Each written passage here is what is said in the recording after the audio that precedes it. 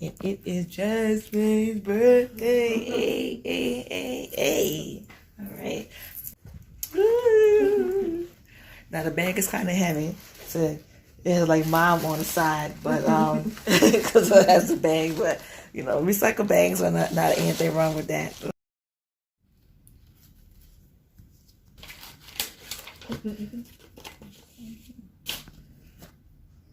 And a pink card with a J on it. It says happy birthday, happy 21st birthday. Be the absolute best you. She loves it. She loves it to the front. She loves the chips.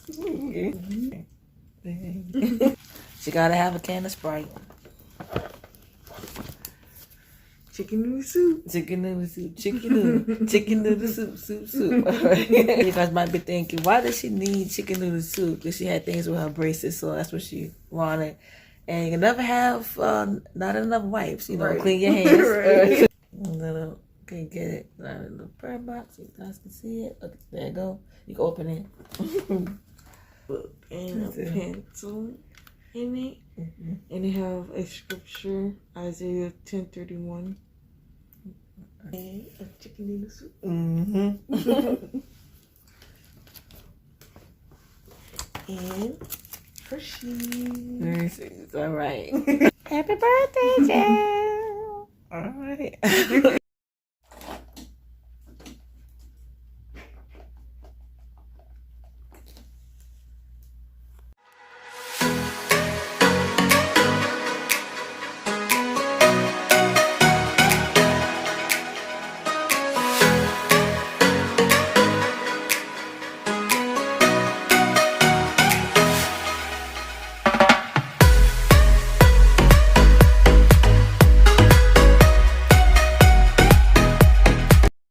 Hey everybody, good morning.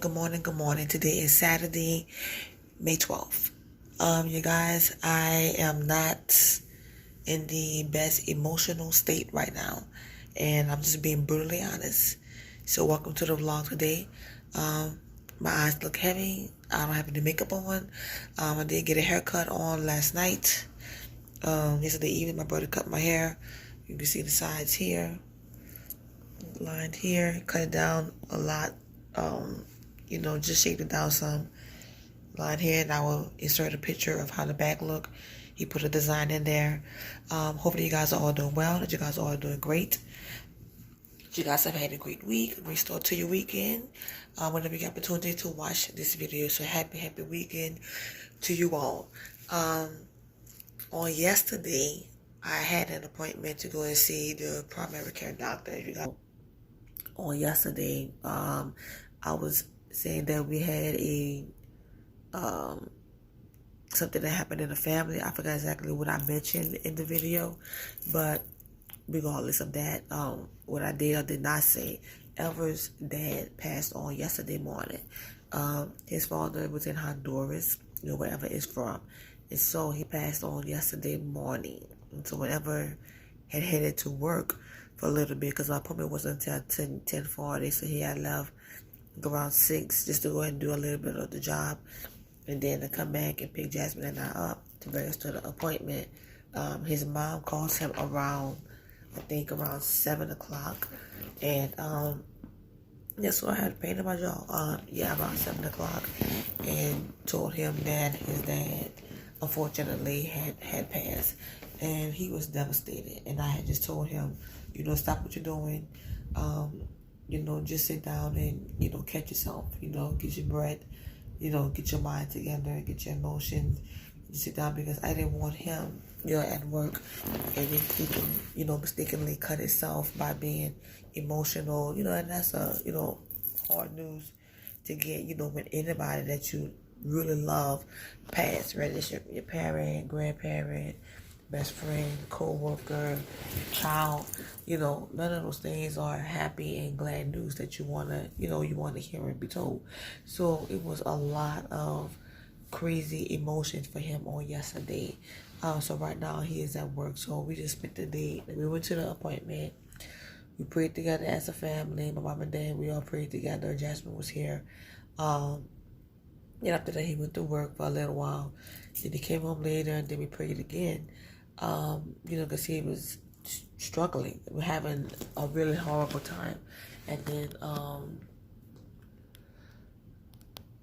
his sister is in Honduras. We have a sister in Honduras. He has two brothers in Honduras. And they have one brother that is in South Carolina and one sister that is in South Carolina. They weren't able to go. But what I'm talking about is that they had a funeral for him. And so this was my first time experiencing, not being there, but being available emotionally and mentally for a funeral outside of the Black culture.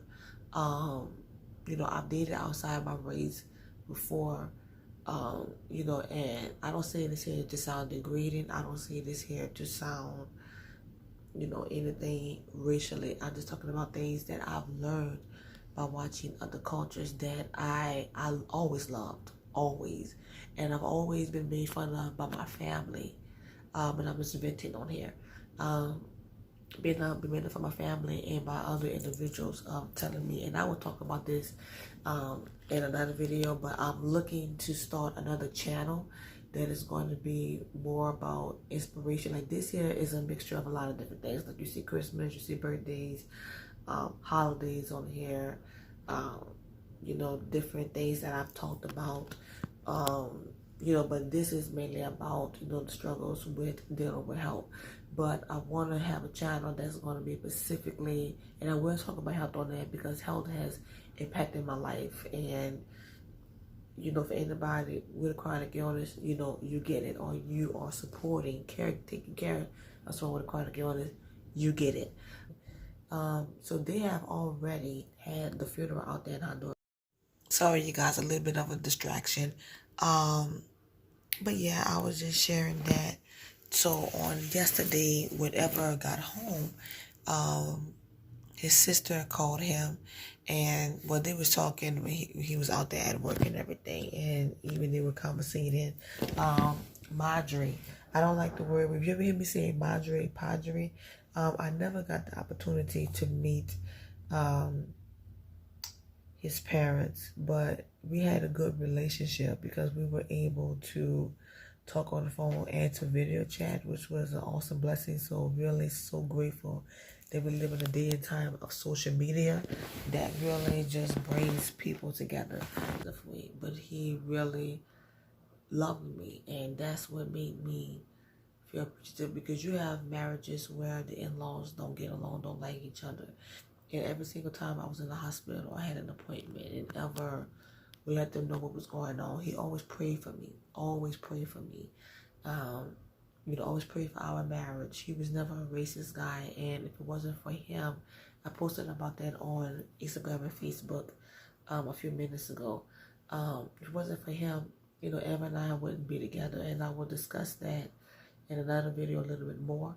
But literally, if it wasn't for him, we wouldn't be together, among other things of ever non-stop and persistence, and just having the feeling of knowing and praying about it that I was the one for him, and I was the one that had the brakes on. But he knew it from day one. I was like, okay, you give me some time. But just grateful it all worked out. And I looked at him like he was my father. If you hear that, that's the ice machine in the kitchen. So don't be alarmed about that. But yeah, so that just puts a smile on my face, and definitely a smile in my heart. It really, really does. More than you guys know. So, like I said, they had the funeral already for him. So the mom and dad, the mom and the family were already talking, because he had diabetes real bad. His legs were cut off when Ever and I met. And he had really been struggling for a while, but he had started doing better. And then from within the past couple of weeks, his organs started shutting down. And the hospital that he was at told the family, made a decision, was telling Madre, mom, that if in the scenario of him passing, do you want him to die at the hospital or at home? And so she definitely didn't want him to do that at the hospital, which I'm glad that she didn't, because I think about with COVID, even if COVID wasn't a thing, nobody should have to pass alone. And it's sad, but it's beautiful to be able to do that around family. And so I'm glad that he was able to, their hearts was to oblige him in that sense, and he was able to transition at home, which was a tremendous blessing. Looking at it, Eva wasn't there, but they did it live on Facebook.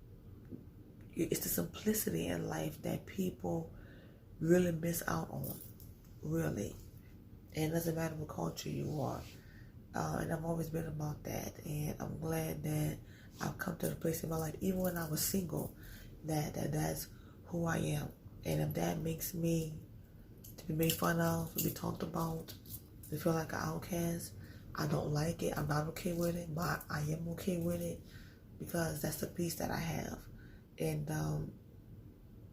I told, when I was told last year by the doctors, asking me, did I have a will made just in case something would have happened? I really always was thinking about who you really want in your life in general when you're alive. And if something like that was to happen, who you want in your room, who do you want surrounding you, quality people. If it's just one person, then that's goals. But yeah, you guys, we'll talk more about that. It's more I want to say, but my words are getting scrambled.